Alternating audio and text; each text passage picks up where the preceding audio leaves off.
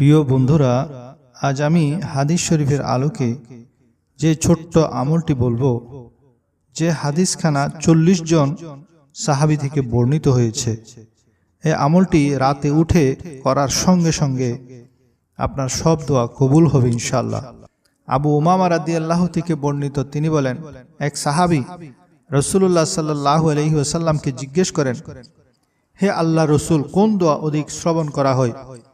উত্তরে প্রিয় নবী সাল্লাল্লাহু আলাইহি ওয়াসাল্লাম বলেন, শেষ রাতের দোয়া এবং ফরজ নামাজের পরের দোয়া।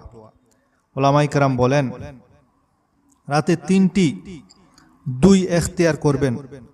রাতে 2টা যখন বাজে 2 রাকাত তাহাজ্জুদ আর 2 ফোঁটা চোখের পানি।